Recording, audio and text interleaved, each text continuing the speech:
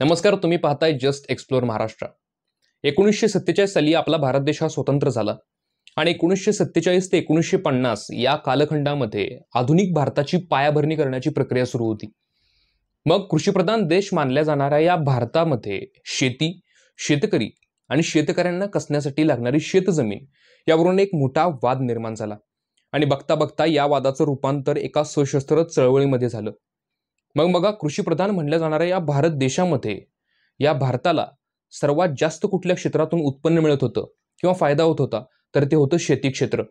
मग या शेती क्षेत्रातून एक सशस्त्र चळवळ निर्माण झाली आणि ती सर्व देशभर पसरण्याच्या अगोदरच काहीतरी यावर तोडगा काढला पाहिजे यासाठी सर्वजण प्रयत्न करत होते।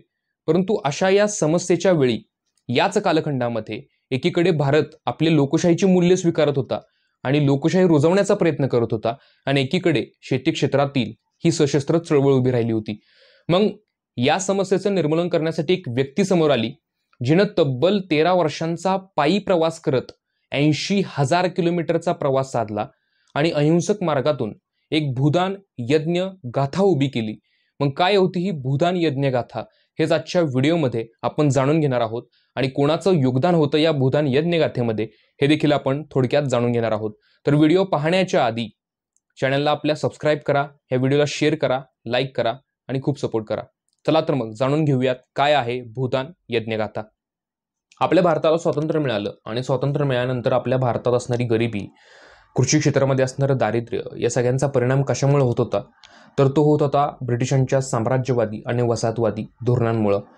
या ब्रिटिशांच्या वसाहतवादी धोरणांमुळेच भारतामध्ये असणारं मागासलेपण आणि दारिद्र्य, गरिबी ही वाढत चालली होती। जेव्हा ब्रिटिशांचा पराभूत सेनापती जो अमेरिकन युद्धाच्या वेळी पराभूत झाला होता, त्याचं नाव होतं लॉर्ड कॉर्नवॉलिस, हा जेव्हा भारतामध्ये आला आणि त्याची नेमणूक ईस्ट इंडिया कंपनीचा जनरल गव्हर्नर म्हणून केली गेली, तेव्हा त्यानं भारतात येऊन जमीन महसुलीचा कायमधारा पद्धत राबवली। ही कायमधारा पद्धत तो सर्वत्र राबवू लागला, पण जिथे छत्रपती शिवाजी महाराजांनी स्वराज्य स्थापन केलं होतं त्या स्वराज्यातील रयतेसाठी न्याय असणारी अशी रयतवारी पद्धत लागू होती। तिथे तिथे मात्र या लॉर्ड कॉर्नवॉलिसनी कधीच आपला हस्तक्षेप केला नाही, तिथे रयतवारी पद्धत चालू ठेवली, पण इतरत्र मात्र त्यानं ही कायमधारा पद्धत लावली।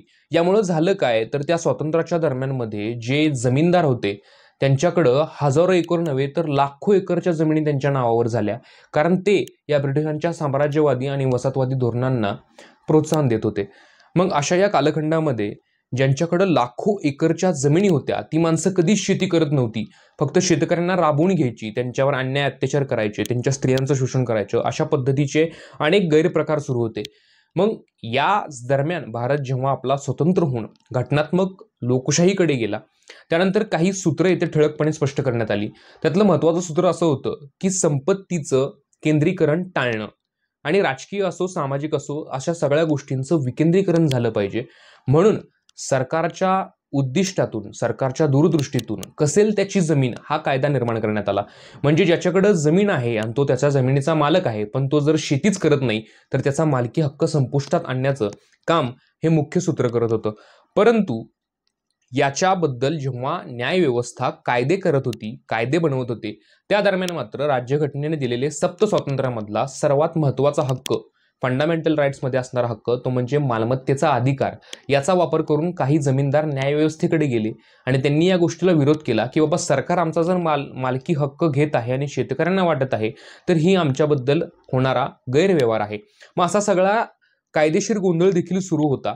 मग या दरम्यान 14 जुलै 1946 रोजी तेलंगणामधील वरंगळपासून शेतकऱ्यांचा सशस्त्र उठाव सुरू झाला। शेतकऱ्यांनी या सर्व विरोधात आंदोलन पुकारलं आणि आंदोलन पुकारल्यानंतर तेलंगणामध्ये वातावरण चिघळलं। त्यात महत्त्वाची बाब अशी होती की तेलंगणा राज्य हे तेव्हा भारतामध्ये विलीन झालं नव्हतं, कारण तेलंगणा संस्थान हे निजामाचं होतं आणि जवळपास 60% निजामाची राज्य असल्यामुळं तिथे जे जहागीरदार होते, तिथे जे सरदार होते, त्यांच्याकडं लाखो एकरच्या जमिनी होत्या। मग तेलंगातील वरंगळपासून सुरू झालेला हा उठाव जवळपास 4000 गावापर्यंत पोहोचला।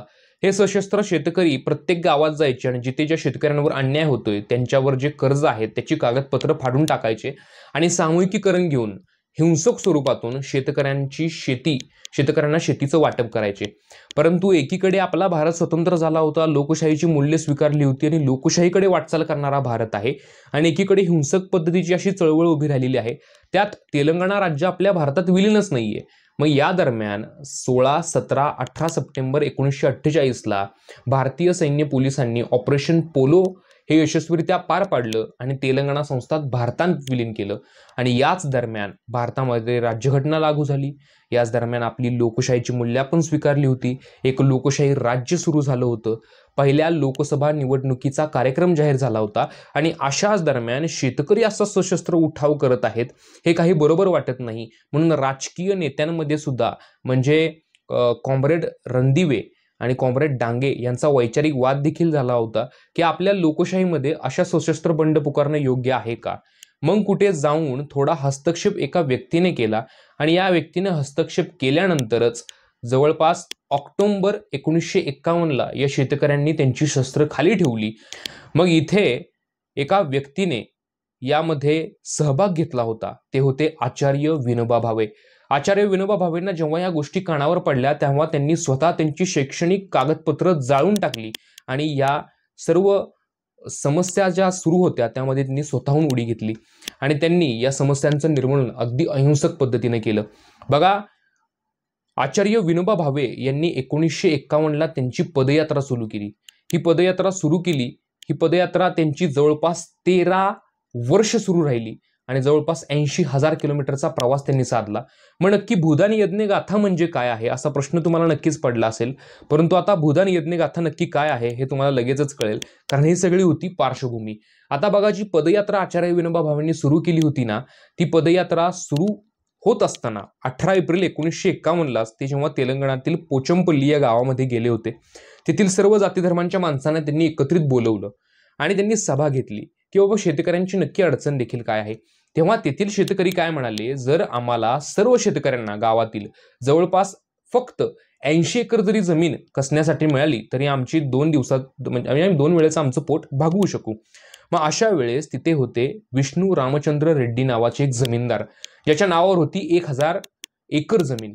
तेव्हा तो उभा राहिला आणि तो म्हणाला की मी माझ्या गावातील शेतकऱ्यांसाठी माझी 100 एकर जमीन दान करू इच्छितो, आणि तिथे त्याने त्याची जमीन दान केली आणि ही बातमी सर्वांकडे पसरली। आचार्य विनोबा भावे देखील आनंदित झाले आणि त्यांना काही कामानिमित्त पंडित जवाहरलाल नेहरूंना भेटायला दिल्लीला पोहोचायचं होतं। मग या प्रवासामध्ये ते ज्या ज्या गावात गेले तेव्हा त्यांनी या पोचमपल्ली गावाचं उदाहरण दिलं आणि गंमत बघा, ते दिल्लीमध्ये पोहोचेपर्यंत जवळपास 4000 एकर जमीन ही दान झाली होती। ही खूप महत्त्वाची गोष्ट होती, कारण तेव्हा देखील शेतकरी पेचात सापडला होता आणि या भूदान यज्ञगाथेला इथूनच प्रारंभ झाला। जमिनीचं दान म्हणजेच भूदान। बघा, आपल्या महात्मा गांधींनी एक ट्रस्टशिप नावाची संकल्पना मांडली होती की आपली जी संपत्ती आहे ती आपली वैयक्तिक नाही, आपल्या ज्या जगण्यापुरती आपल्याला जे लागतं तेवढं आपल्याकडे ठेवावं, बाकीचं हे समाजासाठी द्यावं। ही जी ट्रस्टशिपची संकल्पना होती ती गांधीजींनी मांडली होती आणि त्याच्याच उद्देशातून ही भूदान यज्ञगाथा खऱ्या अर्थानं सुरू झाली। मग जसे जसे आचार्य विनोबा भावे ज्या ज्या ठिकाणी पदयात्रा करायला गेले होते तेथील लोक त्यांच्या विचारांना प्रेरित होऊन या जमिनींचं शेतकऱ्यांसाठी दान करू लागले। एवढंच नाही तर आपल्या भारताचे माजी पंतप्रधान विश्वनाथ प्रताप सिंह हे उत्तर प्रदेशामध्ये असताना त्यांचं वय वर्ष होतं फक्त 26 वर्ष। तेव्हा ते आचार्य विनोबा भावेंना भेटले होते, तेव्हा त्यांना या भूदान यज्ञगाथेमध्ये अलाहाबादमध्ये असणारी त्यांची स्वतःची जमीन ही शेतकऱ्यांसाठी दान केलेली होती आणि भविष्यात ते आपल्या भारताचे पंतप्रधान देखील झाले होते। मग असा हा आदर्शदायी प्रवास आणि आदर्शदायी पदयात्रा आचार्य विनोबा भावेंनी सुरू केली होती, कारण आपल्या देशातील शेतकरी हा त्यावेळी संकटांमध्ये होता। अजून एक यातील महत्त्वाचं उदाहरण मला इथे द्यावंसं वाटतं। जेव्हा ते मध्य प्रदेशातील चंबळच्या खोऱ्यामध्ये गेले होते, त्या चंबळच्या खोऱ्यामध्ये पोहोचतात त्यांची गाठभेट दरोडेखोरांशी झाली आणि दरोडेखोरांनी देखील त्यांचे अहिंसक विचार ऐकले आणि 1960 साली तेथील एका दरोडाच्या टोळीने आपली शस्त्र हातातून खाली टाकून चांगल्या वाटेवर चालण्याचा निर्णय देखील घेतला होता। ही देखील एक सत्य घटना आहे। म्हणजे एक विनोबा एक्सप्रेस जी जवळपास 80,000 किलोमीटर पदयात्रा करते आणि आपल्या अहिंसक विचारातून शेतकरी जो संकटात आहे त्या शेतकऱ्यांसाठी जवळपास त्यांची यात्रा जेव्हा 1964ला संपली तेव्हा ते 1964ला पदयात्रा संपल्यानंतर जवळपास 40 लाख एकर जमीन ही शेतकऱ्यांसाठी जमीनदारांनी दान केलेली होती. आणि हा खऱ्या अर्थानं खूप मोठा आकडा आहे, कारण आपल्या देशाचा जर क्षेत्रफळ बघता तशी काही मोठी जमीन दान झालेली नव्हती ज्याचं वाटप सर्व शेतकऱ्यांना होईल. परंतु अशा संकटांमध्ये आचार्य विनोबा भावेंनी जे केलेलं कार्य आहे ते आपल्या सर्वांसाठीच खूप प्रेरणादायी ठरतं. कारण आजकाल आपण पाहतोय की शेतकऱ्यांना अडचण अजून देखील शेतकऱ्यांची संपलेली नाही आहेत.